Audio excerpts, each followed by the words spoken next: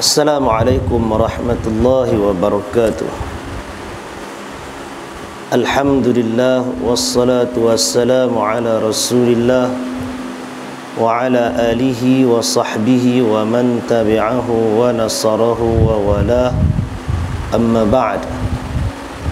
Tuan-tuan muslimin muslimat yang dirahmati Allah Subhanahu wa taala, alhamdulillah, setinggi-tinggi kesyukuran kehadrat Allah Jalla wa'ala dengan perkenan limpah kurnia izin daripada Allah. Pada malam ini sekali lagi kita diizinkan oleh Allah untuk berjumpa, bertemu, untuk menyambung lagi hadis-hadis yang telah pun kita baca. Dalam kuliah yang lepas kita baca hadis sampai 481 kan.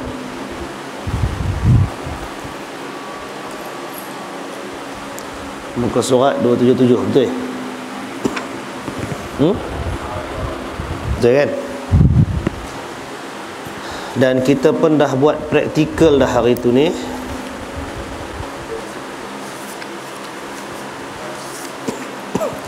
Bulan berapa? Bulan 10 itu kan?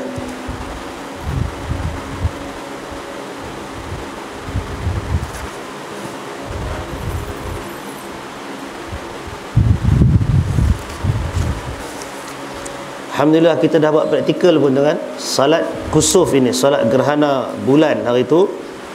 Dan tuan-tuan pun ingat lagi kan, itulah antara apa yang warid daripada Nabi sallallahu alaihi wasallam.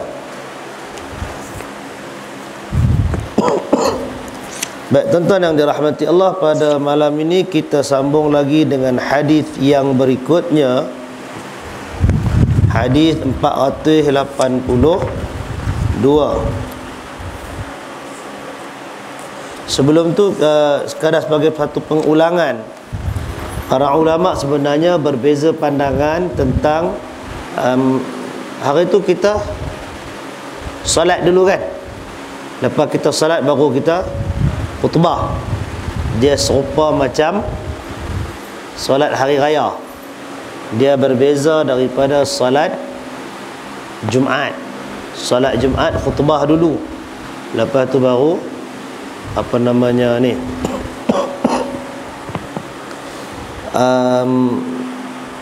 baru solat. Tapi apa namanya, dalam kes kusuf ini disebutkan ia sama dengan solat raya. Cumanya para ulama sendiri berbeza pandangan, adakah perlu khutbah ataupun tidak. Khutbah tu sendiri perlu ataupun tidak. Dia bukan cerita sebelum ataupun selepas.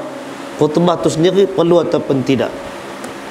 Kata Syekh Abdullah Al-Bassam rahimahullah, pandangan jumhurul ulama, pandangan tiga mazhab, Hanafi, Maliki dan Hambali, menyatakan bahawasanya tidak ada khutbah untuk solat gerhana ni.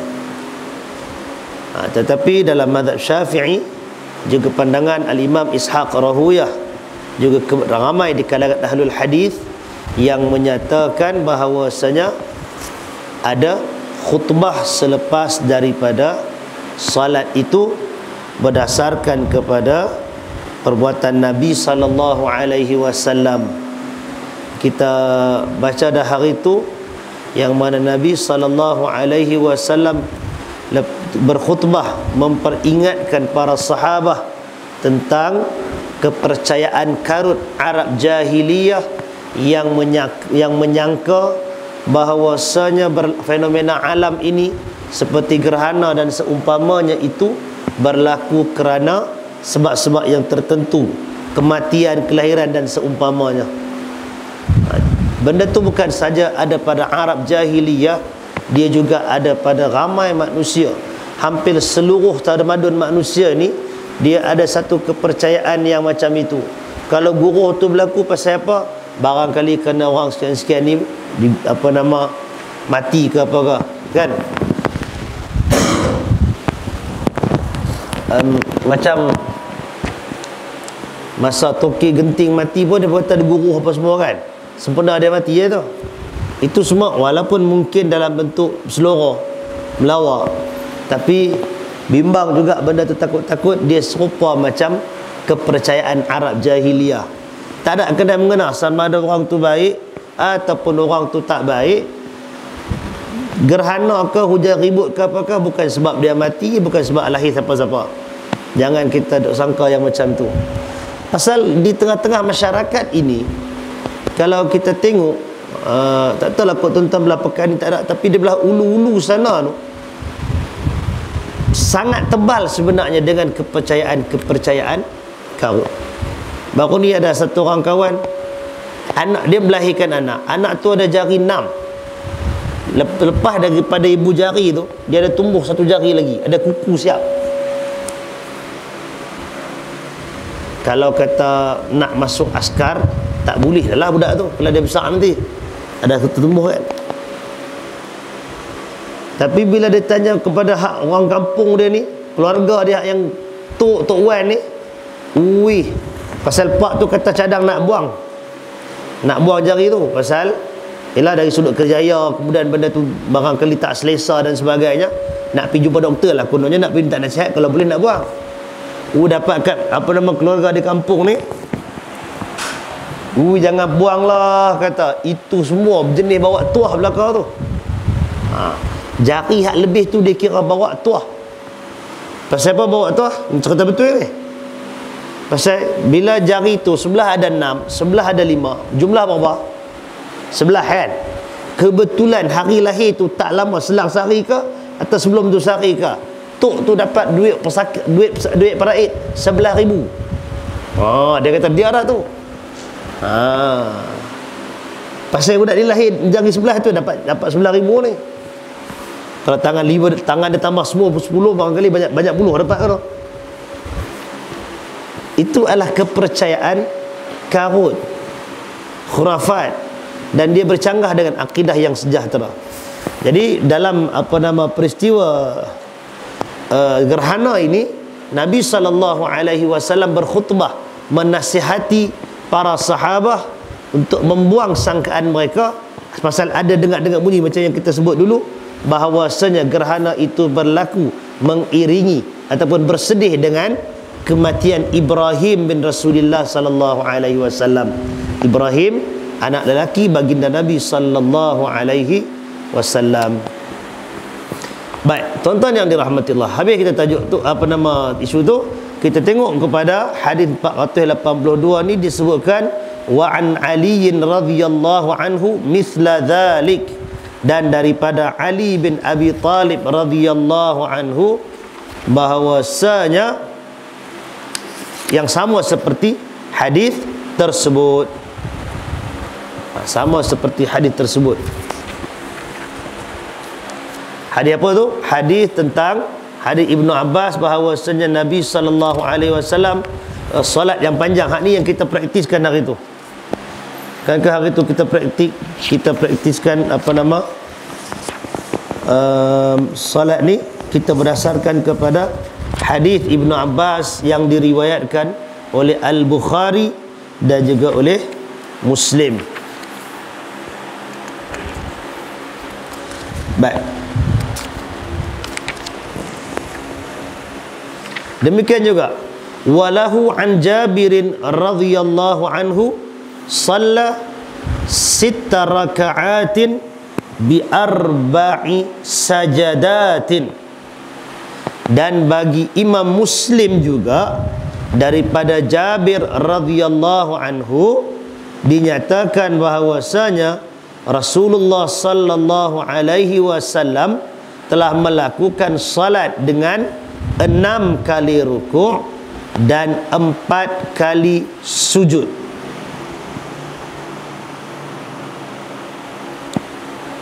Nampak? Kita sama satu lagi.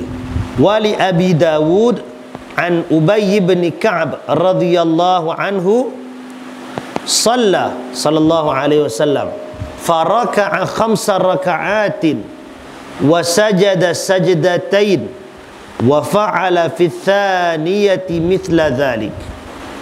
Dan dalam riwayat Imam Abu Dawud daripada Ubay bin Ka'ab radhiyallahu anhu dinyatakan Nabi sallallahu alaihi wasallam mengerjakan salat, yakni salat gerhana ni tadi, kemudian rukuk 5 kali dan sujud 2 kali. baginda melakukan yang demikian itu juga dalam rakaat yang kedua. Baik, tuan-tuan yang dirahmati Allah, kalau tuan-tuan perhati tengok ni, cuba kau cek betul-betul. Kita mula dengan hadis yang kita praktikkan hari itu. Hadis Ibnu Abbas radhiyallahu anhu dalam riwayat Bukhari Muslim. Dia kata apa? Dia kata Nabi sallallahu alaihi wasallam salat kemudian rukuk, kan? Bangun balik, baca lagi, rukuk pula. Satu rakaat ada dua rukuk. Betul tak? Maknanya dua rakaat ada 4 kali rukuk. Betul tak? Tapi dalam riwayat, dan dalam riwayat Ali pun serupa tu juga, macam Ibn Abbas punya. Cuma Al-Imam Muslim meriwayatkan satu lagi riwayat daripada Jabir yang menyatakan ada 6 kali rukuk dan 4 kali sujud. Masih 2 rakaat, tapi pada rakaat pertama ada 3 kali rukuk, rakaat yang kedua pun ada 3 kali rukuk. Hak kita buat hari tu apa? 2 kan? Bayang kalau kita buat 3 ni, lenguh. Hari itu pun habis surah Yasin kita baca. Itu pasal baca surah Yasin, tidak baca Baqarah dah. Jadi riwayat Jabir berbeza daripada riwayat Ali dan Ibn Abbas. Dia ada tambahan 2 rakaat. Itu riwayat siapa? Dalam Sahih Bukhari dan Sahih Muslim. Nampak dia berbeza kan?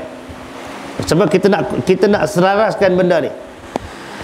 Dalam riwayat Abu Dawud daripada Ubay bin Ka'ab pula, dia kata ada 5 kali rukuk 1 rakaat. Maknanya 2 rakaat tu 10 kali rukuk. Kalau baca panjang serupa Ibn Abbas tu, mau khatam Quran kita malam ni. 5 kali rukuk, 1 kali rukuk bacalah, kata-kata komalah baca 30 ayat. Yang kedua pun baca 30, 20, 10. Panjang juga tu kan. Kalau kata 100, 80, 60, 40, 20. Baru jadi patah pinggang.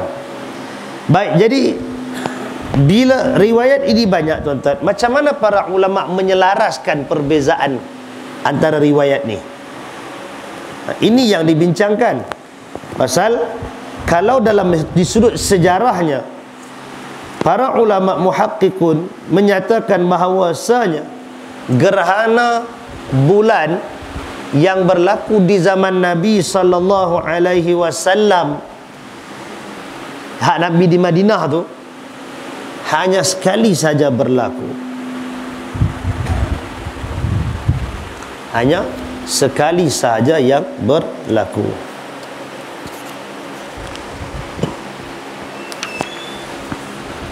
Jadi macam mana boleh ada berbeza riwayat?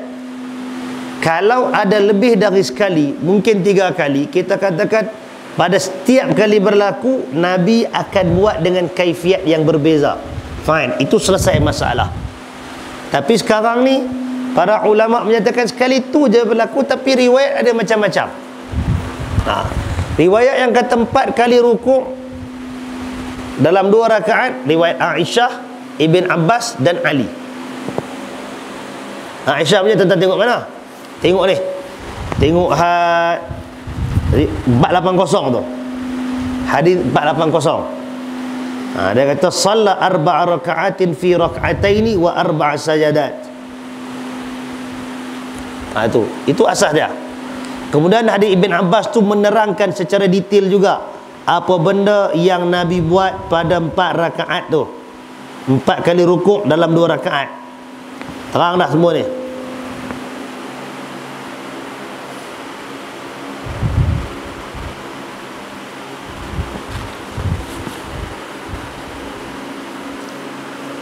Tapi dalam riwayat Muslim menyatakan 8 kali rukuk dan 4 kali sujud.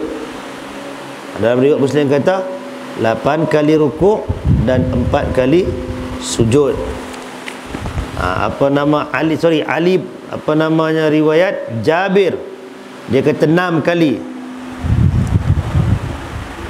Jadi ada yang 2 rukuk, 3 rukuk dalam satu rakaat, 4 kali rukuk dalam satu rakaat, 5 kali rukuk dalam satu rakaat. Semuanya ada. Bila semuanya ada, dalam keadaan semua meriwayatkan tentang satu perkara, maka tak boleh tidak, dia kena pegang satu je. Tak payah. Itu dipanggil ta'arud, percanggahan dalam riwayat. Bila percanggahan dalam riwayat, kena ambil satu je. Cara dia begini, para ulama bila bercanggah riwayat, dia akan first kali semak kesahihan hadis dari sudut hadis itu dulu. Riwayat siapa? Kalau ada dhaif, tolak tepi terus. Kalau ada dhaif, tolak tepi terus. Tapi sekarang ni dari sudut riwayat, benda tu ada dalam riwayat Bukhari, ada dalam riwayat Muslim. Hadis satu dalam riwayat Abu Daud. Barangkali boleh katakan ada kelemahan di situ. Tapi hak Bukhari Muslim ni yang berbeza. Maka ulama biasanya akan ambil pilihan yang kedua, tengok barangkali berlaku lebih daripada sekali peristiwa tu. Bila cek sekali lagi, benda tu sekalinya berlaku sekali. Bila berlaku sekali, maknanya itu memang percanggahan, bukannya pelbagai, tapi bercanggah. Tengok macam mana cara nak buat. Maka dalam bab ini tuan-tuan, para ulama sebenarnya berbeza dari sudut pendekatan. Memang ada yang memilih, memang dia akan pilih salah satu daripada banyak-banyak yang berbeza ini. Tetapi para ulama muhaqqiqun, kalau boleh kita nyatakan di sini, seperti Al-Imam Syafi'i, Imam Ahmad, Al-Bukhari, Syekhul Islam Ibn Taymiyah dan anak muridnya Ibn Qayyim berpegang kepada pendapat ataupun riwayat Aisyah radhiyallahu anha. Kiranya riwayat Aisyah itu yang paling kuat, maka selain daripada riwayat Aisyah ataupun yang bercanggah dengan riwayat Aisyah, yang tu semuanya dhaif belaka. Kita tengok balik hak Ibn Abbas tadi kata apa? Daripada Ibn Abbas radhiyallahu anhu, dia kata telah terjadi gerhana matahari pada zaman Rasulullah sallallahu alaihi wasallam. Maka Rasulullah melakukan salat, baginda berdiri panjang sekali, kira-kira membaca surah Al-Baqarah. Kan?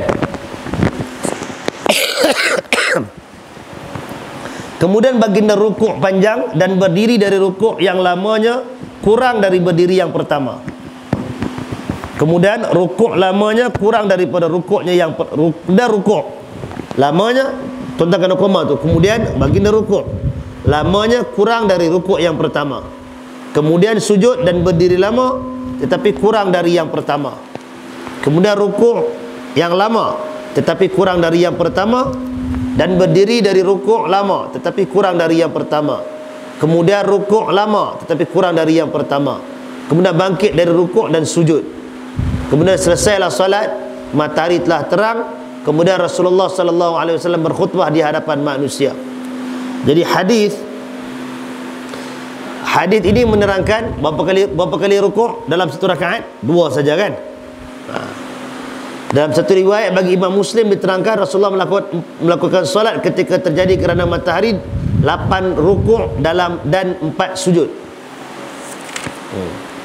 8 kali rukuk pada 4 kali sujud. Jadi riwayat Muslim yang ni dah bercanggah. Maka asasnya ialah riwayat Aisyah, didetailkan dalam riwayat Ibn Abbas, riwayat Bukhari tadi ni. Selain daripada itu, ia didhaifkan oleh para ulama. Walaupun duduk dalam riwayat Muslim. Pasal riwayat Jabir itu ada dalam riwayat Muslim. Baik, jadi tuan-tuan yang dirahmati Allah Subhanahu wa taala,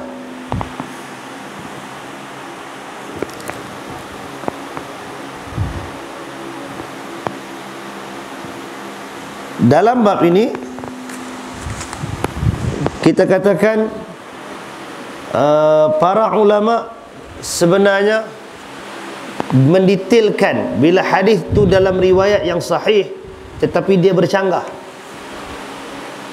Tapi dia bercanggah menyebabkan mereka cari di mana ruang. Dan ini kalau kita nak belajar ni, dia belajar dalam kitab dalam tajuk Ulumul Hadis. Dia akan bincangkan dari sudut di mana dia akan senaraikan perawi hadis yang sebut 4 kali rukuk, yang sebut 6 kali rukuk, yang sebut 8 dan yang sebut 10 kali rukuk tadi. Dia senaraikan itu, dan di situ dia akan teliti di mana kelemahan antara satu sama lain ni, yang mana lebih yang lemah dan mana yang kuat. Walaupun dia duduk dalam Sahih Muslim riwayat tu, tetapi Al-Imam Muslim dia ada cara penulisan dia dalam Sahih Muslim. Para ulama sebutkan dia akan letakkan untuk bab yang tajuk tu, hadis pertama tu yang paling kuat. Lepas tu dalam tajuk yang sama ada hadis yang lain, maka hadis yang kemudian itu dah tidak sekuat yang pertama. Jadi dalam bab ni tuan-tuan, sebenarnya ini kerja para ulama untuk menilai. Orang awam apa dia buat? Dia hanya menunggu apa yang dipilih dan diterjih oleh ulama yang dia pegang. Kalau macam tuan-tuan dah terbiasa masyarakat kita dengan mazhab Syafi'i umpamanya, maka para ulama dalam mazhab Syafi'i dan Al-Imam Syafi'i sendiri telah pun memilih riwayat Aisyah tadi, iaitu dalam salat 2 rakaat itu ada 2 rukuk rakaat pertama dan 2 rukuk rakaat yang kedua. Baik. Dan pandangan ini dipersetujui oleh para ulama yang lain yang kita sebutkan tadi, termasuk juga Syekh Muhammad Nasiruddin Al-Albani rahimahullah, yang menyatakan riwayat Aisyah itulah yang paling betul berbanding riwayat-riwayat lain yang bercanggah.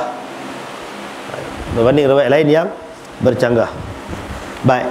Dan kemudiannya para fuqaha menyatakan sebagaimana yang kita sebutkan dulu, waktu untuk mengerjakan salat gerhana ini ialah bermula dengan bermulanya gerhana sehinggalah tamat gerhana. Daripada mula gerhana tu kita sudah boleh untuk mula solat. Dan maknanya kalau kita bajet zaman dulu mungkin dia berdasarkan kepada pandangan mata. Zaman sekarang ni kita dah siap data dah. Bila masa dia mula gerhana, bila dia akan gerhana penuh, bila dia akan mula bergerak balik sampailah hilang gerhana tersebut.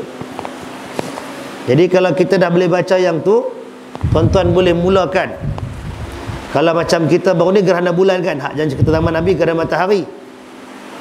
Kalau macam gerhana bulan tu, dia mula daripada pukul 6 lebih sebelum maghrib. Jadi kalau kita nak mulakan pada masa itu, tentu tak sesuai. Pasal lagi nak solat maghrib pula, maka kita tunggu maghrib. Solat maghrib dulu. Lepas daripada solat maghrib tu, walaupun bulan tu belum penuh lagi dia punya gerhana, tapi kita tahu dah benda tu akan gerhana, maka di situ sebenarnya sudah boleh untuk kita memulakan. Sudah boleh. Tapi kalau berdasarkan data dan kiraan yang kita ada, tapi kalau berdasarkan kepada apa yang berlaku zaman tak pakai data ni, maknanya yang nak mula gerhana tu ialah bila dia start gerhana tu, dia start masuk tu, biar kita tahu secara umum, kita tahu itu gerhana, maka dah mula itu boleh mula. Maknanya dia bergantung kepada mata. Mungkin tingkah ada beza sikit kot, kan, tingkah masa ada, pasal antara tempat tu tak sama. Kita yang bergantung kepada data, kadang-kadang tu kita tak nampak pun awan lindung ke apa-apa. Jadi kita mungkin pakai kepada apa yang sudah dikirakan secara ilmu falak. Tapi kalau tak mau pakai yang tu, kita tengok sendiri, agak-agak bulan tu dah mula masuk meliputi tu, boleh mula dah solat. Itu waktu bermula. Kalau lewat sikit pun tak apa. Kalau macam kita hari tu dah penuh baru kita mula kan. Yang penting duduk dalam waktu. Dan bila tamatnya itu ialah sehingga dia hilang penuh. Kalau ikut kita, takat larat lah maksudnya. Berapa panjang yang kita boleh buat. Tapi mengenangkan kepada perbuatan Nabi SAW itu, maka Nabi buat tu panjang. Jadi kalau di tempat-tempat yang buat solat gerhana baru ni dan selepas ni ke nanti, janganlah buat solat tu 2 rakaat yang pendek macam solat sunat biasa. Benda tu terhasil, berlaku, dapat pahala insya-Allah melaksanakan sunnah Nabi, tetapi dia tidak dalam bentuk yang sepertinya. Sekurang-kurangnya kita bagi panjangkan dia.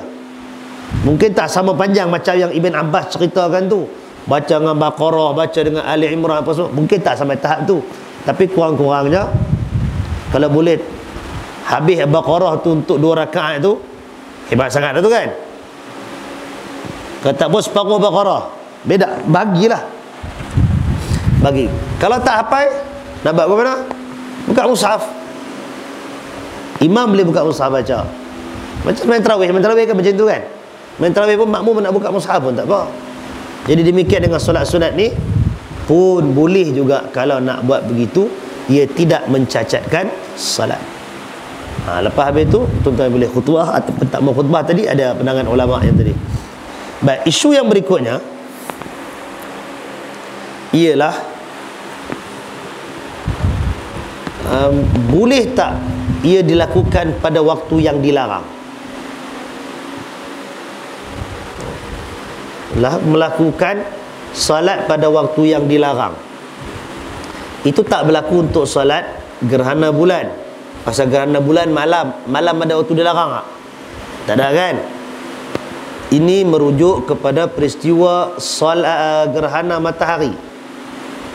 Pasal matahari, daripada terbit matahari sampai terbenam tu, itu waktu yang matahari ada. Barangkali dia berlaku pagi.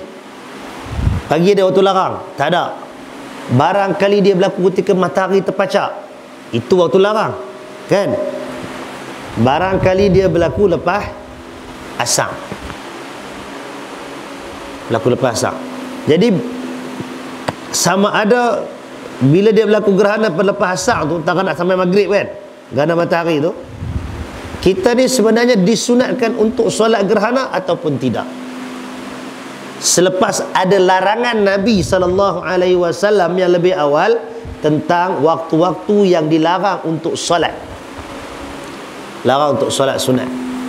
Itu isu yang dibincangkan juga oleh para ulama. Sebahagian ulama menyatakan tidak perlu solat. Pasal apa tak perlu solat? Pasal ada larangan Nabi SAW daripada solat pada waktu tersebut. Kita ambil contoh solat lepas daripada solat asar. Ada larangan Nabi SAW daripada solat pada masa itu. Ataupun ketika matahari tengah terpacak betul-betul, sampailah dia nak gelincir tu kan. Kalau matahari yang tegak tu, kita kata tak apalah, dia mungkin berlaku masa tu, kita tunggu dia gelincir, dah hilang larangan, kita solat lah kan. Betul tak? Tak ada masalah, itu teknikal je. Tapi kalau yang asar ni, kalau yang asar ni pula memang dia panjang, sampai maghrib tu memang waktu larang, ada waktu larang dia. Jadi sebahagian ulama menyatakan tidak dilakukan solat gerhana atas dasar ada larangan. Di mana pertimbangan mereka dalam bab ni? Nak sebut kat tuan-tuan macam mana cara para ulama keluarkan hukum. Yang pertama larang, yang kedua arahan. Antara larang dengan tunjuk ajar Nabi untuk solat gerhana tadi ni, yang mana satu perlu diberatkan? Yang tu, itu pertimbangannya. Sama macam isu-isu yang lain juga. Larangan daripada daripada berpuasa pada hari Jumaat, menunggalkan puasa pada hari Jumaat. Ada kan hadis tu? La takhussu lailatal jumu'ati bil ibadati wasyam kan, dan wasyam fi nahariha. Jangan kamu mengkhususkan malam Jumaat untuk ibadat dan siangnya dengan berpuasa. Tiba-tiba hari Jumaat itu jatuh untuk hari apa? Arafah umpamanya, Ashura umpamanya. Apa lagi? Ada lagi tak? Kalau puasa 3 hari tak ada, bukan menunggalkan. Jadi Ashura dan Arafah lah kan. Ada puasa lain? Tak ada kan? Puasa sunat yang single 2 ni je. Melainkan kalau tuan-tuan nak buat tasu'ah ke apa ke, nak buat 9 ataupun 11 kan. Baik, jadi kalau macam tu, pendekatan sebahagian ulama ialah memenangkan yang larang dan meninggalkan yang arahan. Bila berlaku larangan dan arahan, maka yang dituruti ialah larangan tu. Mana sandaran dia? Kita kena tahu juga, dia bukan pilih-pilih saja suka-suka hati macam tu. Para ulama bila pilih satu keputusan atas dasar pendekatan yang itu, tadi kan kita kata pilihannya ialah tidak dilakukan solat gerhana ketika waktu larangan. Itu pilihan, itu keputusan dia. Atas dasar apa? Atas dasar adanya larangan, maka larangan itu mengatasi arahan. Apa pula sandaran dan dalil dan hujah untuk yang tu? Hujah dia ialah dalam hadis Nabi SAW, atau sebelum tu dalam ayat Al-Quran, wa ma atakumur rasulu fakhudhuhu wa ma nahakum anhu fantahu. Itu umum.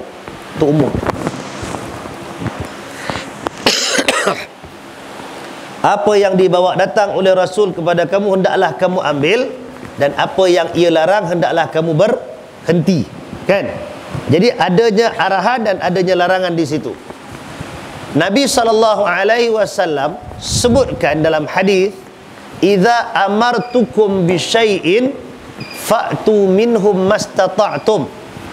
Apabila aku mengarahkan kepada kamu dengan satu-satu perkara, maka lakukanlah dia pada kadar yang kamu mampu. Wa idza nahaytukum an syai'in fantahu. Dan apabila aku larang kamu daripada satu-satu perkara, hendaklah kamu berhenti. Hendaklah jangan buat.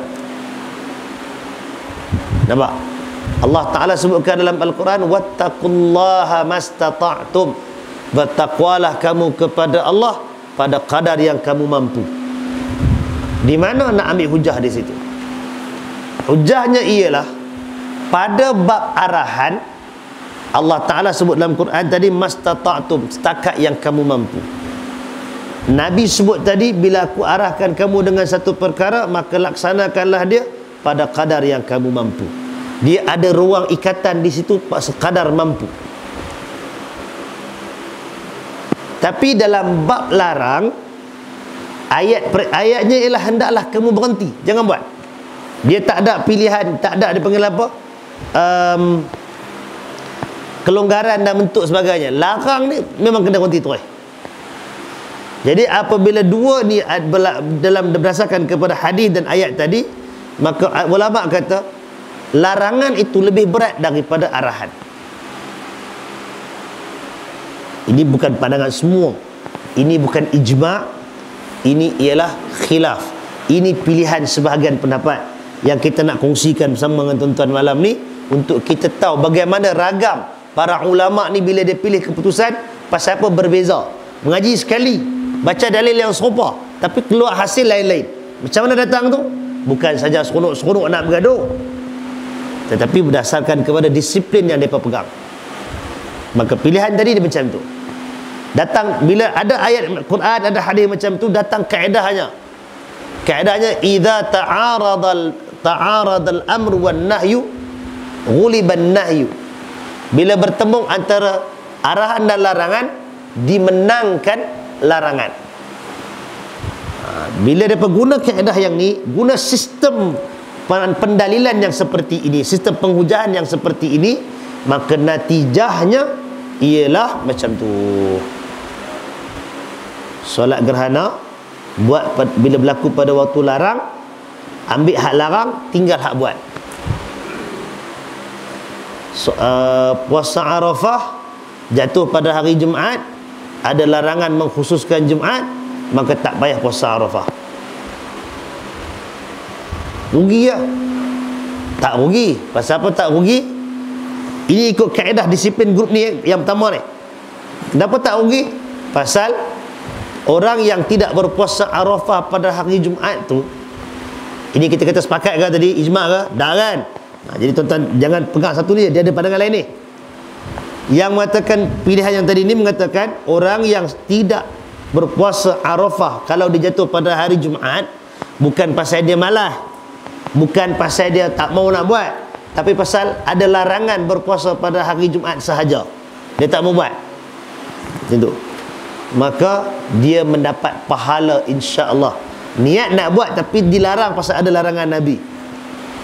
Jadi ikut pendapat yang ni mengatakan orang yang walaupun dia tak buat, asalnya dia memang nak buat, tapi bila jatuh Jumaat, maka pahala dia tetap dapat walaupun dia tak puasa. Macam tu saja ke cara fikir. Ada lagi, sabar Ustaz, hak ni masuk dulu dalam kepala, hadam dulu, dapat tu cara. Dan dia tak sepakat pasal dia masih ada lorong-lorong, celah-celah tu, kan dia ada lorong-lorong lagi ni. Macam mana para ulama yang berikutnya pula? Kita ambil bab puasa tadi. Bila mai sungguhlah ada larangan berpuasa Jumaat, dan ada hadis satu lagi larangan berpuasa Sabtu. Yang tu satu bab lain. Kita contoh Jumaat dulu. Tapi bila jatuh Arafah pada hari Jumaat, para ulama yang kata tak, tetap juga kena berpuasa. Pasal apa nak kena puasa? Ni Jumaat ada larang. Maka disebutkan yang Nabi larang ialah mengkhususkan puasa pada hari Jumaat. Habis tu yang dia pun nak puasa ni, yang dia pun nak puasa bukan puasa Jumaat. Yang dia pun nak puasa apa? Puasa Arafah. Jadi niat itu sudah membezakan amalan tadi. Buat pada hari yang sama, niat yang berbeza, nilaian dia berbeza di sisi Allah Ta'ala. Nampak tak? Faham yang tu nak? Siapa yang buat puasa hari Jumaat pasal dia Jumaat, maka yang tu dia larang. Siapa yang berpuasa pada hari Jumaat pasal kebetulan jatuh Arafah pada hari itu, dia puasa yang tu, maka dia tidak dikira melanggar larangan Nabi SAW. Pasal larangan itu sebut jangan khususkan. Dia tak khususkan, tapi dah jatuh hari Arafah masa tu, dia puasa Arafah, bukan puasa Jumaat. Itu cara pendekatan yang berbeza daripada hak pertama tadi. Dia tak langgar apa-apa kaedah. Kaedah tu masih sama. Bila bertembung, dia menangkan larang, tapi dia kurang sikit. Hak ni bukan larang puasa, larang mengkhususkan puasa. Nampak? Sama juga tuan-tuan, yang kita sebut tentang baca Yasin malam Jumaat, bukan larang baca Yasin, tapi yang dilarang mengkhususkan. Tak ada malam lain nak baca, malam Jumaat itulah nak baca Yasin. Awak tak himpun baca malam Rabu, malam Khamis. Sedangkan hadis Nabi tadi tu, la takhussu lailatal jumu'ati bil ibadah. Jangan khususkan malam Jumaat dengan ibadat. Tapi kalau dah khususkan berhimpun, bawa dulu orang bawa ayat betul kan. Mula betul kecil, lepas tu bawa betul besar. Baru ni nampak kat masjid mana, bawa baldi mai depan. Berhimpun penuh ayat situ tu. Hari lain tak buat pula. Kalau tanya pasal apa tak buat hari lain, mana ada orang buat, duduk mengarut. Dia cerita mana ada orang buat lah hari lain. Tu saya duduk pengen pelik pada orang. Habis tu hak Nabi tak buat, dia tak kira yang tu. Pelik daripada hak Nabi ajak, dia tak mau ambil kira. Kan? Larangannya ialah mengkhususkan ibadah. Bukan kita kata larang baca Yasin. Bacalah Yasin tu. Kalau tuan-tuan tiap-tiap malam baca Quran, sampai malam Jumaat tu Yasin. Oh, tak boleh baca Yasin, Ustaz kata tinggal baca surah lain. Jangan macam tu. Itu tak faham arahan, tak faham bahasa. Kan kadang orang dia baca Quran kan. So, baca Quran hari tu malam Jumaat, buka Quran nak baca lah, nak sambung baca kemarin. Alamak, surah Yasin. Hari tu belajar kata baca Yasin malam Jumaat bidah. Tutup balik, tak baca. Yang tu pun salah faham juga. Kalau dah memang bacalah, bukan nak kata apa. Tu cara nak faham. Pasal tu tuan-tuan, ada 3 orang buat benda yang sama, niat yang berbeza, dia akan jadi nilai yang berbeza. Orang yang berpuasa pada hari Khamis, nisfu Syaban jatuh pada hari Khamis. Kan? Nisfu Syaban jatuh pada hari Khamis. Orang yang pertama puasa pasal nisfu Syaban, Orang yang kedua puasa pasal dia hari Khamis. Orang yang ketiga berpuasa pasal dia puasa 3 hari.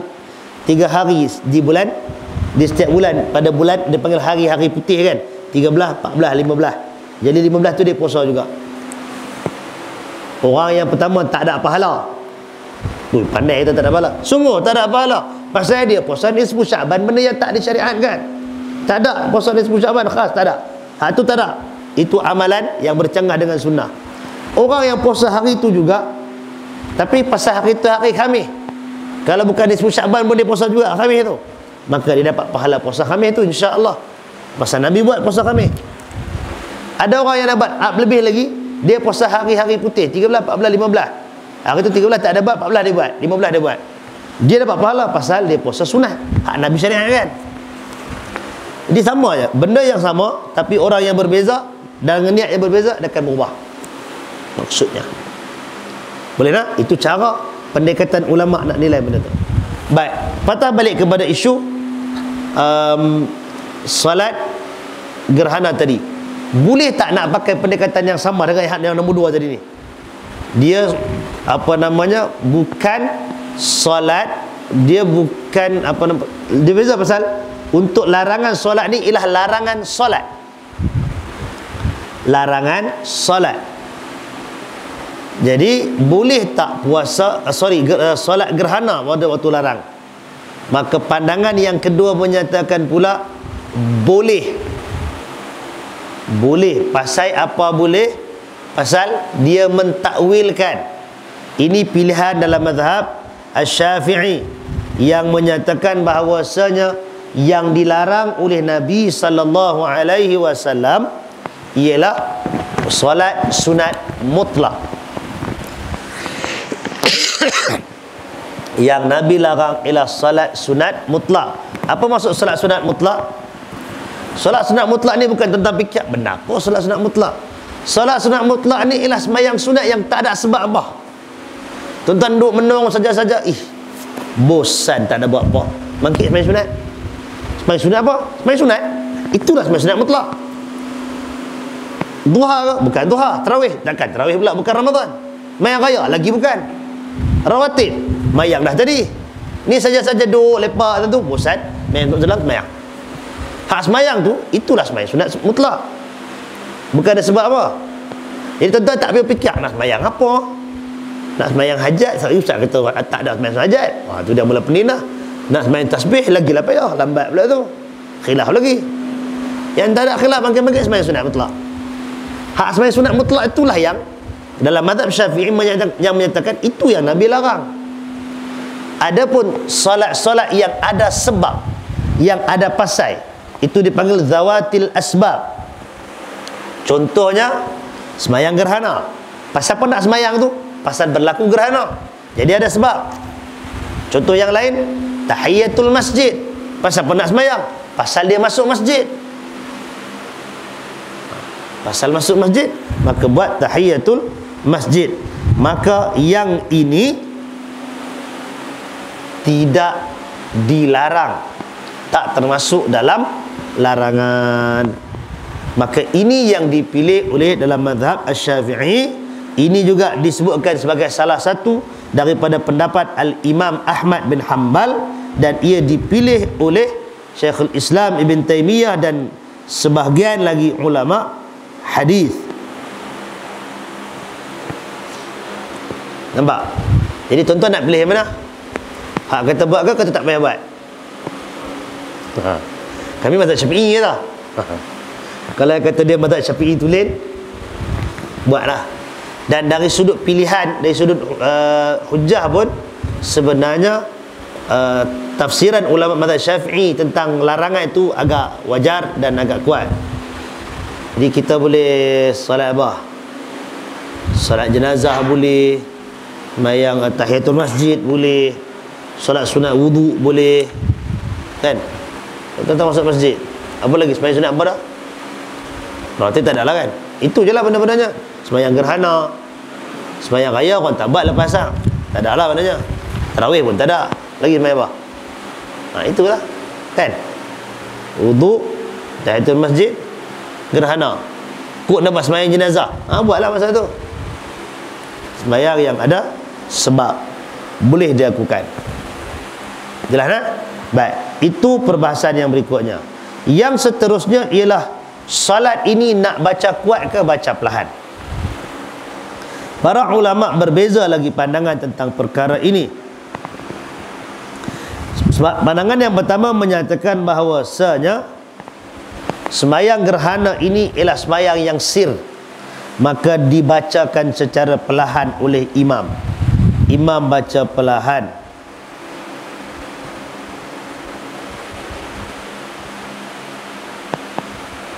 Kalau solat tu gerhana matahari, maka dia solat perlahan.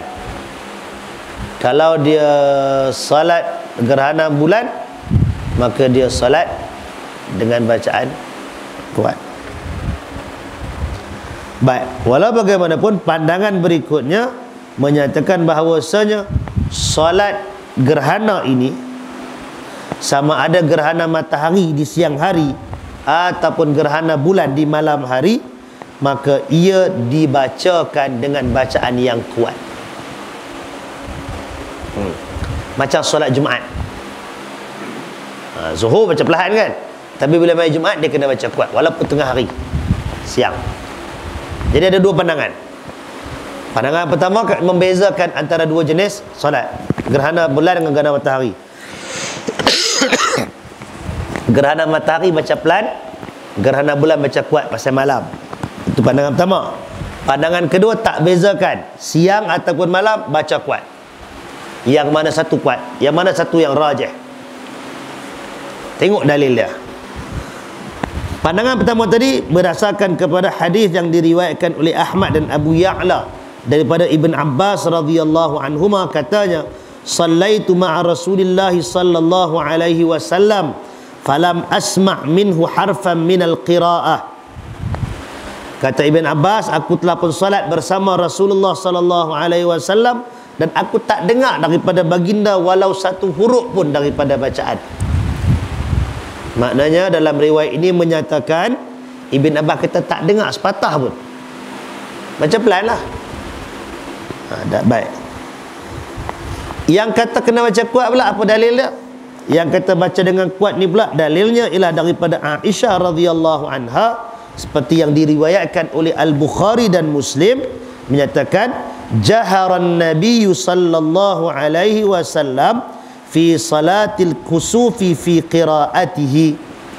Nabi sallallahu alaihi wasallam menjaharkan, menzahirkan bacaannya dalam salat gerhana matahari pada bacaannya. Jadi hadis yang pertama dengan hadis yang kedua agak-agak mana kuat? Hadis pertama riwayat Ahmad dan Abu Ya'la, hadis yang kedua Aisyah tadi riwayat Bukhari Muslim. Tentulah hadis yang kedua lebih kuat. Hadis yang kedua tu lebih kuat. Maka kerana itu pandangan yang pertama itu lemah, kerana hadisnya ialah hadis yang lemah berbanding dengan hadis riwayat Bukhari Muslim daripada Aisyah yang sangat kuat. Baik, habis di situ. Yang seterusnya khilaf dari sudut khutbah tu kita dah cerita tadi. Baik, tuan-tuan yang dirahmati Allah, habis tiga hadis yang kita baca, 482, 483 dan 484 dengan perbahasannya. Nanti kita tengok pula ada dua hadis lagi. Habis kita habis kan? Hadis yang berikutnya. Wa an Ibn Abbas radhiyallahu anhuma qala, dengan ha ya. Siapa ada terjemahan lain? Ada ha tebal, ha bulat, ha tebal ke ha nipis? Ha bulat Ha tu betul. Tuan-tuan betulkan yang ni? Mahabbat itu salah. Bukan dengan ha nipis tu, ha bulat, ha tebal. Hak cetakan buku tu betul. Hadis 4845, wa an Ibn Abbas radhiyallahu anhu ma qala ma habbatir rihu qattun illa jasan Nabi sallallahu alaihi wasallam ala rukbatayhi wa qala Allahumma ij'alha rahmatan wa la taj'alha 'adzaba. Rawahu Syafi'i wa Tabrani. Situ dia kata jana. Jana ke jasa? Terjemahan tu. Jana. Tak ada. Ma habbatir rihu qat illa, coba baca. Habulan ma habbatir rihu qat illa, jasa ke jana? Jasa kan? Dengan sa. Tuan-tuan betulkan titik tu, titik 3. Illa jasa. Illa jasa. Illa jasa Nabi sallallahu alaihi wasallam ala rukbatayhi. Baik, apa cerita dia tu?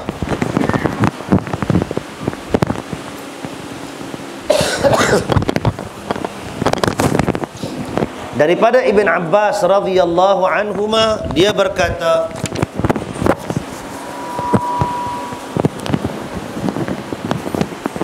tidak ada angin yang bertiup melainkan Nabi sallallahu alaihi wasallam akan berlutut di atas dua lututnya, akan melutut di atas dua lututnya sebelah ini, seraya berdoa, Allahumma, ya Allah, ij'alha rahmatan, jadikanlah ia, yakni angin ini, sebagai suatu rahmat, wala taj'alha, dan jangan engkau jadikan ia, yakni angin itu, azaban, sebagai suatu azab. Hadis riwayat Asy-Syafi'i dan Ad-Daraqutni.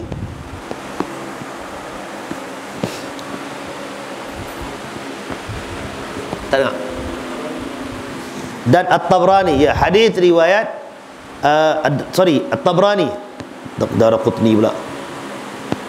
Sini silap ni. Hak Melayu ni, hak Melayu silap. Hadis riwayat Asy-Syafi'i dan Tabrani. Betul-betul. Tentang betul dah. Siapa yang ada pes lagi betul kan? Ada 3 hadis yang kita baca ni, ada 3 kesalahan. 2 pada teks, 1 pada terjemahan. Dapat ubah? Dapat. Hadis riwayat Asy-Syafi'i dan Tabrani. Bawah tu terjemahan dia, sebelum keterangan. Jumpa.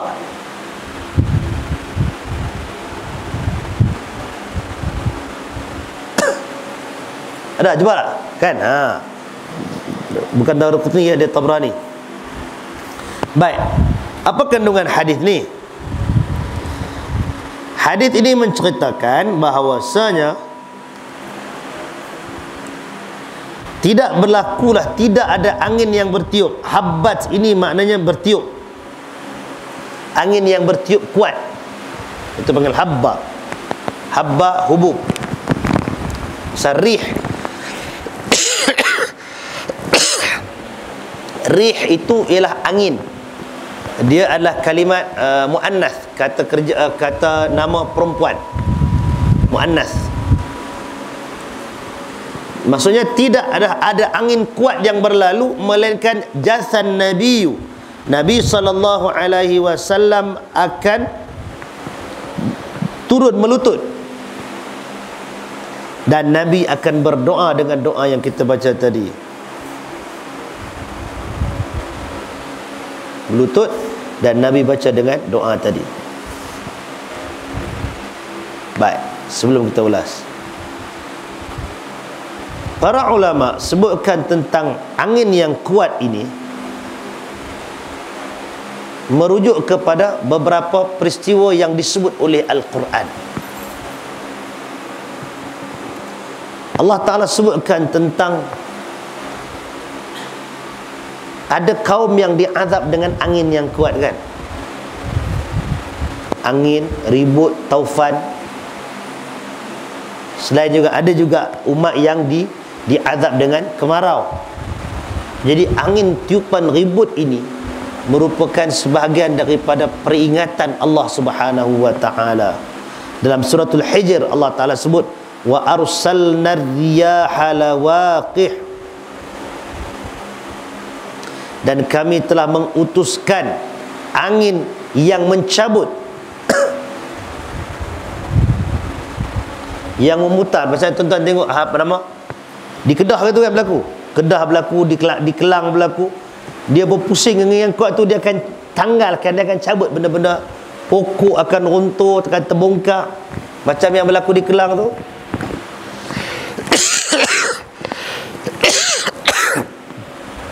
Sampai terbongkar akar pokok tu. Kau tak kata bumbung kereta, bumbung rumah, bumbung je jantas hari tu yang di Johor kan, terbalik tu, itu sikit sangat. Ini kalau pokok tu yang besar tu terangkat dengan akar sekali, boleh tumbak. Jadi itu ialah menggambarkan bahayanya angin ribut, ada angin yang kuat begini. Nampak tak? Baik. Jadi kerana itu hadis ini menceritakan bahawasanya Nabi telah berdoa kepada Allah Ta'ala supaya menjadikan angin ini sebagai rahmat, bukan sebagai azab. Ini yang hadis ditunjukkan kepada kita. Tuan-tuan nak buat kah? Kita pun tak perasan bila angin kuat tak kuat kan. Hadis ini diriwayatkan oleh Al-Imam Syafi'i dalam kitab Al-Um dan At-Tabrani dalam kitab Al-Kabir.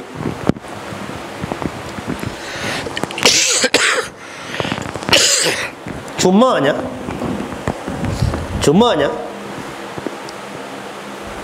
dalam hadis, dalam sanad hadis ini ada perawi yang matruk, ada perawi yang ditinggalkan riwayatnya, yang lemah. Matruk ni kiranya yang sangat lemah lah, dekat-dekat dengan Abi palsu dah. Ada dalam kalangan orang-orang yang meriwayatkan hadis ini sebelum dia sampai ke Asy-Syafi'i itu, di kalangan itu ada satu orang dipanggil Husain bin Qais Ar-Rahabi Al-Wasiti.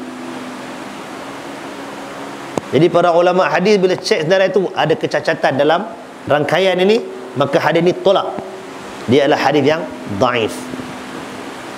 Selepas kita ceritakan tentang bahaya angin, kita ceritakan wajar tak wajar, tak boleh doa ke tak boleh doa, benda tu kan, tentulah kita rasa ada pentingnya untuk berdoa kepada Allah Ta'ala. Tetapi bila tengok kepada hadis ni, rupanya dia hadis dhaif. Apa implikasi hukum dia di situ? Implikasi hukumnya ialah, kalau hadis ini sahih, maknanya ia merupakan suatu sunnah bagi umat Islam seluruhnya. Bila ada saja angin kuat, berlutut doa ke Allah Ta'ala. Pasal apa macam tu? Pasal itu yang diriwayatkan perbuatan Nabi. Tapi oleh kerana hadis ini dhaif, maka tidak adalah amalan yang disebutkan tadi ni, tidak boleh dikira, tak boleh dianggap dia sebagai suatu sunnah. Jadi sama ada nak berlutut ke, nak duduk saja ke, sambil berdiri ke, tak timbul isu dah. Pasal cerita berlutut sambil berdoa ni tak ada lah, tidak boleh jadi hujah, tak payah buat hal tu. Tinggal satu lagi yang nak dibincangkan, doa ke tak doa? Doa ke tidak? Dari sudut sunnahnya, kita tak boleh katakan ia sebagai suatu sunnah untuk berdoa.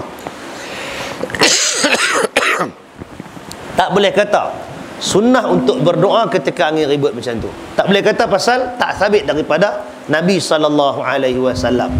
Tapi kalau kita nak doa juga, adakah ia menjadi suatu bid'ah ataupun menjadi dosa pula berdoa di situ? Maka di situ para ulama perincikan. Selepas kita mengetahui ia bukan suatu sunnah Nabi, pasal tak sabit hadisnya, hadisnya dhaif, maka kita tidak menganggap dia sebagai satu sunnah Nabi. Tapi kita masa tu tengok angin kuat dengan apa semua, kita pun terus berdoa ke Allah Ta'ala, ya Allah jadikanlah angin ini sebagai satu rahmat, bukan azab. Hak perbuatan itu nak kira apa? Boleh tak boleh? Boleh. Bila kita ada perasaan pergantungan kepada Allah Ta'ala, kita rasa kita perlu, ini suasana genting ni, berdoa ke Allah Ta'ala, kita pun berdoa. Bahkan kadang-kadang nak sampai nak khusyuk, mungkin sampai terpaksa berlutut, atau tuan-tuan menghadap kiblat ke, dalam bentuk yang macam-macam ke, yang itu dah tak timbul isu. Yang penting kalau tuan-tuan nak doa, doa. Cuma kita tak sabitkan ini perbuatan Nabi pasal hadisnya dhaif. Kita tak sabitkan. Tapi kenapa nak doa juga? Kita doa pasal inti kandungan tu baik. Ya Allah, jadikanlah angin ini rahmat, jangan jadikan dia azab. Kalau tuan-tuan nak tambah, ya Allah, jadikanlah angin ini pindah ke tempat lain. Terkesan ke tempat lain pula kan. Ya Allah, janganlah angin ini mencabut semua benda-benda yang ada ni. Doalah. Doa dalam suasana yang genting begitu, dalam keadaan tuan-tuan mungkin lebih fokus dan khusyuk, mudah-mudahan dia mendapat perkenan daripada Allah Subhanahu wa taala. Jadi kerana itu bukan semestinya satu-satu perbuatan itu bila dia tak sabit dengan sunnah Nabi, kalau buat terus jadi bid'ah. Tak. Ada dia punya step, ada dia punya kategori di situ. Jangan mudah sangat dan janganlah longgar sangat pula kan. Itu benda. Ada yang azan. Azan tu tak tahu main mana puja. Ada hadis ke azan masa kelang kelibut tu? Tak boleh kira, masa Melayu ni banyak sangat tempat dia azan. Nak pergi haji pun azan. Hak pergi haji tu dah tahu dah, tu bukan sunnah Nabi, tu sunnah Piramli, semerah padi. Kan? Jadi tak payah pakai lah. Hak yang dalam gambar air rakam tu dia bukan azan, dia mula nak bunyi azan, lepas tu dia qomat. Dia pun confuse, nak azan ke nak qomat. Kalau takbir Allahu Akbar menyatakan kebesaran, takut, tak apa, tak ada apa. Tapi khas bila berlaku macam ni nak kena azan. Nak kena datangkan dalil dululah baru boleh kata ya, tidak. Tak ada benda tu. Beza dengan kalau ada orang kerasukan, hantu, syaitan, kita pergi azan dekat telinga dia. Yang tu kita tahu itu bukan azan ibadat panggil solat. Itu ialah azan mengambil fadilat daripada azan itu untuk menghalau syaitan. Mana datang mana pula dalil yang ni? Yang ni ada dalil. Hadis riwayat Muslim yang sahabat Nabi kata aku berjalan satu senja tu tiba-tiba dengar orang panggil nama. Kelih-kelih tak ada. Tak ada siapa orang panggil. Clear dengar nama panggil. Tak ada. Cerita kat kawan seorang lagi, aku dia kata kalau jadi macam tu aku azan. Pasal apa azan? Pasal aku mendengar Rasul SAW bersabda, kalau apabila diazankan maka syaitan akan berlari sejauh-jauhnya sambil terkentut-kentut. Maknanya syaitan itu dia akan lari bila dengar azan. Sahabat Nabi tadi dia faham yang tu, kalau ada kena gangguan syaitan, dia azan, pergi syaitan lari. Jadi kalau ambil yang tu untuk orang yang kerasukan ke, tuan-tuan kalau ada baby dok riau tak berhenti ni, azan sekali tengok kat telinga dia. Kalau kok dia nampak benda-benda yang kita tak nampak kan, tu dia senyap, terus pergi dah. Itu bukan mensyariatkan azan untuk benda lain tak, tapi kan ada dia punya kelebihan. Tapi azan pasal nak pergi haji tak ada kena-mena langsung. Kalau pasal ribut taufan ni tak tahu, kok dia rasa nampak ada, kok ada monster mana-mana, jin ke apa ke buat kacau, dia azan. Kalau dia kata macam tu, wallahu alam, tak apa. Tapi kalau azan kerana berlaku, azan pasal kebakaran, banyak sangat tu dalil, tak kena cari dulu dalil lah nak kata ya tidak kan. Jadi wallahu ta'ala yang tu tak ada lah. Baik, habis kita yang tu tuan-tuan, kita ambil hadis yang terakhir dalam bab ni. Wa anhu radhiyallahu anhu annahu sallallahu alaihi wasallam fi zalzalatin 6 raka'atin wa 4 sajadatin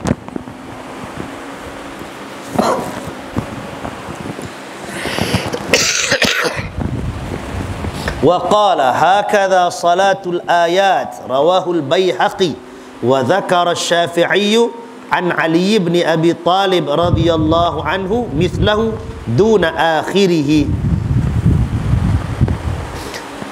Daripada Ibn Abbas radhiyallahu anhuma bahawasanya Rasulullah sallallahu alaihi wasallam melakukan solat 6 rakaat dan 4 sujud dalam kejadian gempa bumi.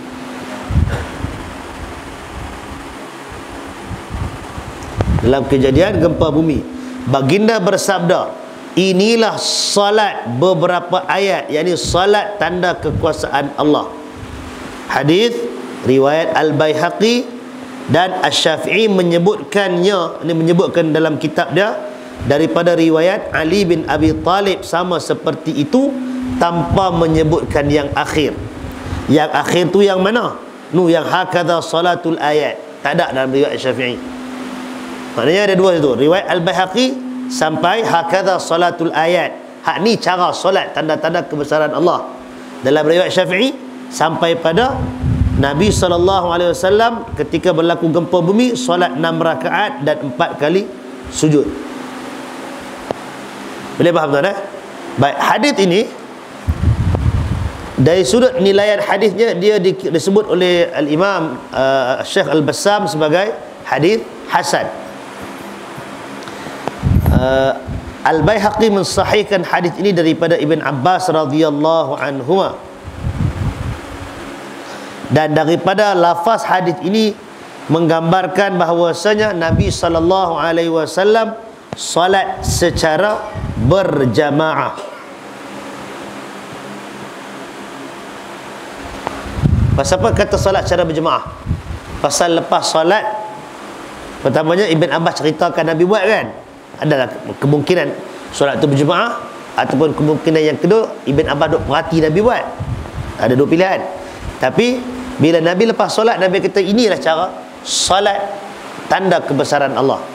Maknanya senak abang kata yang dia katakan tanda kebesaran Allah tu dia tadi peristiwa gempa bumi tu. Bila berlaku gempa bumi tu, itu sebahagian dari bertanda kekuasaan Allah Ta'ala yang boleh menjadikan gempa. Zalzalah, idza zulzilatil ardu zilzalaha, kan surah Zalzalah kan, gempa bumi.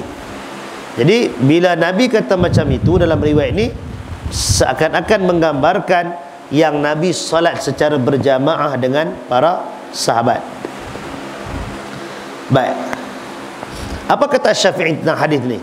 Asy-Syafi'i menyatakan kalaulah hadis ini sabit daripada Ali bin Abi Talib radhiyallahu anhu, nescaya aku akan berkata, akan berpendapat dengannya, yakni nak mengatakan ada solat ni.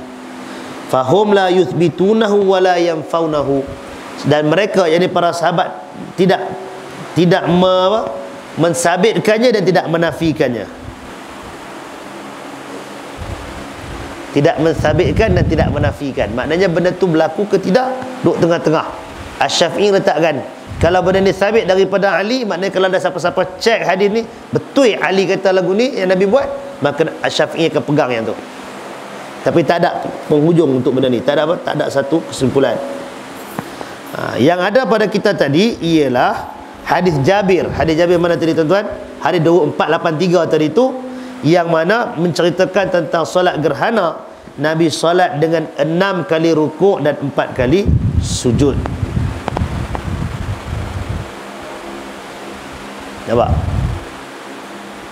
Baik, jadi kalau kita tengok daripada hadis ini menunjukkan bahawasanya bila berlaku gempa bumi ada satu solat berjamaah, dan solat itu dilakukan dengan rakaat pertama 3 kali rukuk, baru turun untuk sujud, naik rakaat kedua, buat lagi baca macam hari tu 3 kali rukuk, turun pula untuk sujud rakaat yang kedua untuk tahiyat akhir. Itu berdasarkan kepada hadis ini.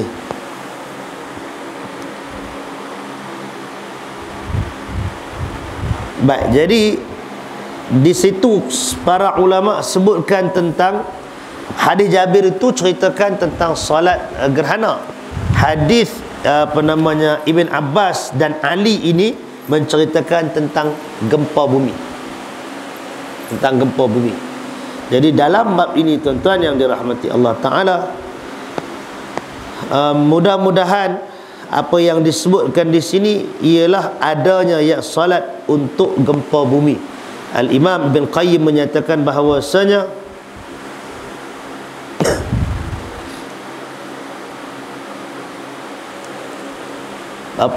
gempa inilah sebahagian daripada benda yang menakutkan, dan ia benda yang mendatangkan mudarat. Bila ia mendatangkan mudarat, bila ia mendatangkan ketakutan, mendatangkan kerosakan, maka manusia ini perlu menghadap kepada Allah Subhanahu wa Ta'ala. Bukan jadi lagi jauh daripada Allah, tapi kena lagi dekat dengan Allah Ta'ala. Cara nak jadi lebih dekat dengan Allah Ta'ala, tak ada cara lain. Yang apa lagi tempat yang paling dekat hamba dengan Tuhannya? Dalam solat. Pasal dalam solat tu dia bermunajat kepada Tuhannya, kepada Allah Ta'ala. Dalam solat ada sujud. Sujud itulah yang Nabi katakan tempat yang paling hampir bagi seorang hamba dengan Tuhannya. Jadi dalam kes ini, sebahagian ulama menyatakan ada yang dipanggil solat kerana ketakutan atas peristiwa-peristiwa alam ini, atas bencana alam ini. Dipanggil salatul rahbah. Dan juga dipanggil sebagai nama salat ini ialah untuk memohon keselamatan daripada Allah Subhanahu wa taala. Itu pandangan sebahagian ulama berdasarkan kepada riwayat ini. Pandangan yang berikutnya di kalangan ulama menyatakan dia tidak dilakukan solat. Kalau gempa bumi ke, ribut taufan ke, tak ada solat yang tu tak boleh buat macam solat gerhana. Pasal apa? Pasal solat gerhana tu buat pasal Nabi buat. Sedangkan untuk benda-benda ni tadi dia kata Nabi SAW tidak melakukannya. Nabi tak buat. Jadi pandangan yang kedua ni tadi sebut Nabi tak buat solat-solat ni. Habis tu riwayat Ibn Abbas yang ceritakan ni tadi, maka tak ada lain melainkan mereka mendaifkan hadis tersebut ataupun menyatakan berlaku kesalahan riwayat. Di situ. Jadi ada dua. Pilihan pertama yang mengatakan hadis ini hadis yang hasan ataupun ia disahihkan atas perkataan Ibn Abbas, maka ada yang dipanggil solat ketakutan yang macam ini, gempa bumi dan seumpamanya. Pandangan yang kedua kata tak warid daripada Nabi, hadisnya tak kuat, hadisnya yang sabit daripada Nabi hanya solat gerhana saja. Maka dengan itu pandangan yang kedua menyatakan cukuplah dengan solat gerhana saja, jangan buat benda-benda yang lain. Tak boleh untuk kita nak kias-kiaskan pula, nu gerhana boleh buat, takkan hak ni tak boleh buat. Taklah, yang tu tidak diambil kira. Baik, jadi tuan-tuan yang dirahmati Allah, itulah dia habis kita tajuk daripada kitab ini, bab salat gerhana. Habis dah kita bab ibadat. Ibadat khusus habis dah. Tinggal lagi tajuk kita lepas ni ialah bab pakaian.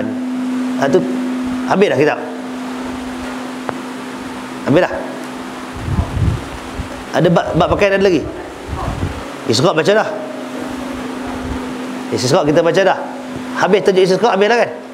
Habis dah dia tuan-tuan. Jadi kita nak sambung kitab ni juga ke? Nak sambung kitab ni juga, tajuk berikutnya ialah bab pakaian.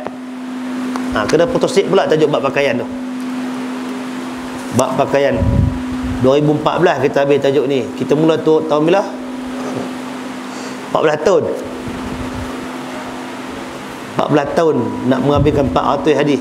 Tak sampai. Kita mula dengan bab solat, bukan kita mulakan dengan bab wudu. 98. 98 lah. 14 bulan 10 98.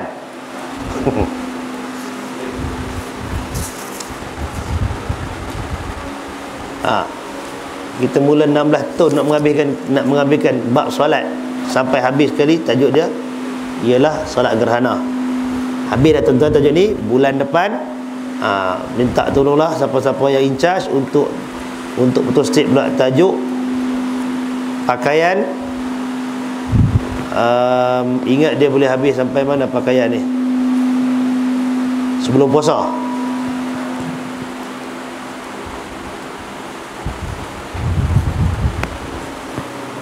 Bab pakaian kalau nak ni berhenti sebelum kita puasa. Ataupun nak ambil buat puasa pun tak apa. 14 tahun pula kita ni. 16 tahun pula nak habis tu.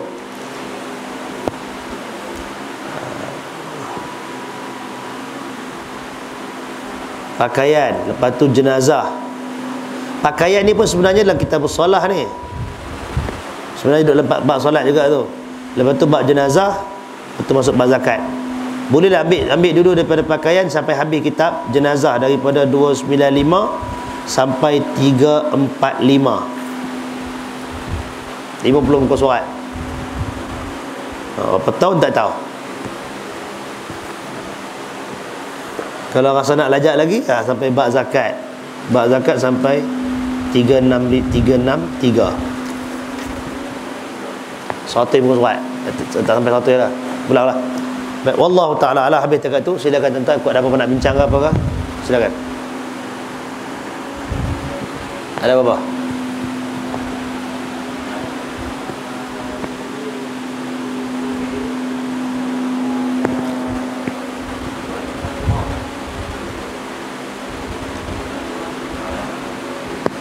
Wallahu ta'ala a'lam.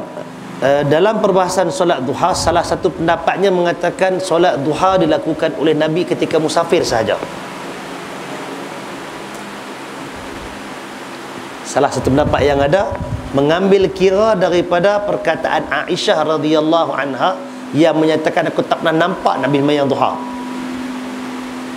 Ada itu riwayat Muslim. Aisyah kata tak pernah nampak Nabi sembahyang duha. Habis tu hak Nabi buat yang lain tu, cerita hak Nabi buat ni ialah cerita ketika solat, ketika musafir. Khas untuk Abu Hurairah radhiyallahu an, yang mana Abu Hurairah katakan, aku dipesan oleh kekasihku untuk solat duha. Hak tu memang dia tak musafir, dia solat di situ. Jadi dapat hak kata Nabi hanya solat duha ketika musafir, menyatakan tentang Abu Hurairah ni ialah kerana dia jenis tak qiyamul lail. Bila dia tak qiyamul lail, pasal apa dia tak qiyamul lail? Dia sibuk menghafal perkataan Nabi SAW. Dia tak bangkit malam. Ganti untuk qiyamul lail ialah duha. Maka dengan tu qaul ini mengatakan, kalau orang tu orang yang qiyamul lail, maka dia tidak perlu duha, melainkan ketika dia musafir. Yang itu pandangannya. Kalau dia memang tak qiyamul lail, maka dia boleh duha. Ambil perlakuan Abu Hurairah tadi, hak Nabi pesan kat dia. Itu cara dia. Walaupun pandangan yang lain ialah pandangan yang umum menyatakan duha ni dilakukan macam sembahyang sunat yang lain lah. Buatlah. Musafir atau tak musafir buat. Tak ada pasal qiyamul lail dan sebagainya. Itu dia. Sunat rawatib. Sunat rawatib pun khilaf di kalangan ulama untuk orang yang musafir, perlu buat ataupun tak buat. At-Tirmidzi menceritakan tentang Nabi SAW tidak melakukan solat rawatib ketika musafir, dan itu pendirian Ibn Abbas ataupun Ibn Umar. Ibn Abbas radhiyallahu anhuma, yang mana bila dia nampak lepas solat fardu, dia tengok orang pakat-pakat bangkit sembahyang tarawatib. Dia kata, dia pas sembahyang apa? Orang kata sembahyang rawatib. Dia kata, lepas sembahyang rawatib, baik bagi tamam sembahyang barakat tu. Jadi di situ yang dipegang oleh, bukan sepakat, tapi sebahagian ulama pegang kata tak ada rawatib bagi orang yang musafir. Habis tu kalau tak ada rawatib, tak ada sembahyang sunat. Tak ada cerita tak ada sembahyang sunat. Tak rawatib maknanya dia tak sembahyang rawatib lah, tapi dia nak sembahyang, tadi kata duha, dia sembahyang duha. Kalau kata dia nak witir, witir buat. Nabi tak pernah meninggalkan witir ketika musafir ataupun tak musafir. Jadi dalam khilaf, celah-celah khilaf ni, ada yang sepakat, ada yang tak sepakat di kalangan ulama. Hak tak sepakat tu tuan-tuan pilih lah, nak buat tak buat, tak apa. Tapi hak sepakat tu jangan tinggal. Kalau kita diberi dua pilihan, antara satu perbuatan yang ulama beza pandangan, ada dengan tak ada, dengan satu lagi perbuatan hak ni semua kata memang ada, pulun hak yang confirm tu dulu. Pulun hak confirm tu dulu, terus akan keluar hak ni. Kalau ada kekuatan, kalau pilih kata nak buat, buat. Kalau pilih kata tak mau buat, tak apa. Itu benarnya. Wallahu a'lam. Ada lagi? Tak ada dah? Subhanakallahumma bihamdika asyhadu an la ilaha illa anta astaghfiruka wa atubu ilaik. Assalamualaikum warahmatullahi wabarakatuh.